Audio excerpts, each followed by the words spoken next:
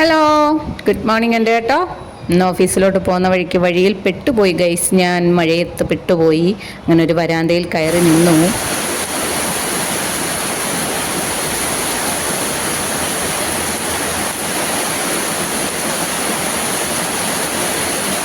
കുറേ നേരം അവിടെ നിന്ന് മഴയൊക്കെ കണ്ട് രസിച്ച് അവിടെയൊക്കെ നിൽക്കുക.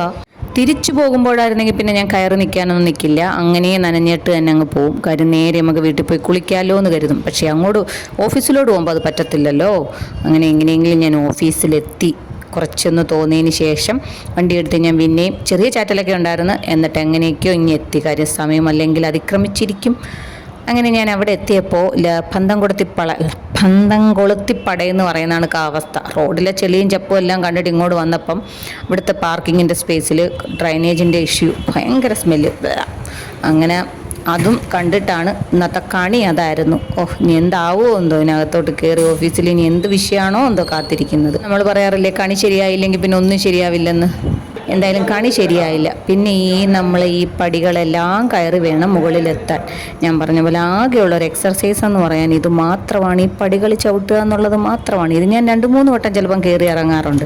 വെറുതെ വട്ടായിട്ടല്ല, എക്സർസൈസിനും വേണ്ടിയിട്ടുമല്ല. നമ്മൾ ചായ കുടിക്കാനോ മറ്റെന്തെങ്കിലും ആവശ്യങ്ങൾക്കൊക്കെ വേണ്ടിയിട്ട് അങ്ങനെ ഇറങ്ങാറുണ്ട്. എന്നെപ്പോലെ ഇങ്ങനെ ഒറ്റയ്ക്ക് ഓഫീസിലിരിക്കുന്ന ആരെങ്കിലും ഒക്കെ ഉണ്ടോ? അല്ലെങ്കിൽ ബോറടിച്ച് പണ്ടാരടങ്ങുന്നവർ? ഇന്നിപ്പം കുറച്ചധികം വർക്ക് ഉണ്ടായതുകൊണ്ട് പിന്നെ വലിയ ബോറടിയില്ല. കാര്യം നമുക്കിന്ന് ഡ്രോയിങ്ങിൻ്റെ കുറച്ച് പരിപാടികളൊക്കെ ഉള്ളതുകൊണ്ട് ഇന്ന് അങ്ങനെ ഇരുന്നോളും. ഡ്രോയിങ് എന്തെങ്കിലും ഉണ്ടെങ്കിൽ എനിക്ക് ഇൻട്രസ്റ്റാണ്. അങ്ങനെ ഇരുന്നോളും. പിന്നെ നമുക്ക് പ്രശ്നമൊന്നുമില്ല, ബോറടിക്കത്തില്ല. ഡ്രോയിങ് ആണെങ്കിൽ മാത്രം. മറ്റെന്തെങ്കിലും വർക്കുകളോ വല്ല എസ്റ്റിമേറ്റോ കാര്യങ്ങളൊക്കെ ആണെങ്കിൽ ഭയങ്കര ബോറടിയാന്നേ. അങ്ങനെയാണെങ്കിൽ പിന്നെ എനിക്ക് എക്സർസൈസ് ഭയങ്കരമായിട്ട് കൂടും. കാര്യം ചായയുടെ എണ്ണം കൂടും. അപ്പോൾ പടികൾ കയറി ഇറങ്ങിയല്ലേ പറ്റൂ.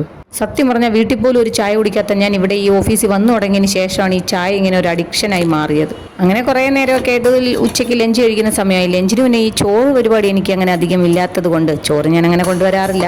ബ്രേക്ക്ഫാസ്റ്റ് തന്നെ എന്തെങ്കിലും ആയിരിക്കും കൊണ്ടുവരുന്നത്. ചിലപ്പോൾ അതും കൊണ്ടുവരാറില്ല. രാവിലെ വയറു വീക്ക ഭക്ഷണം കഴിച്ചിട്ട് ഉച്ചയ്ക്ക് ഒരു ചായ കുടിച്ച് ഇങ്ങനെ ഇരിക്കും. പിന്നെ വീട്ടിൽ വൈകിട്ട് പോയിട്ടായിരിക്കും കഴിക്കൽ. അങ്ങനെയാണ് എൻ്റെ ഒരു ഫുഡ് റൊട്ടീൻ. ഇപ്പം അങ്ങനെയാണ്. വളരെ ഹെൽത്തി ഒന്നും അല്ല, വളരെ കഷ്ടത്തിലാണ് എൻ്റെ ഫുഡ് റൊട്ടീൻ. ഇതെല്ലാം ഒന്ന് മാറ്റി എന്നാണാവോ നന്നാവുന്നത്.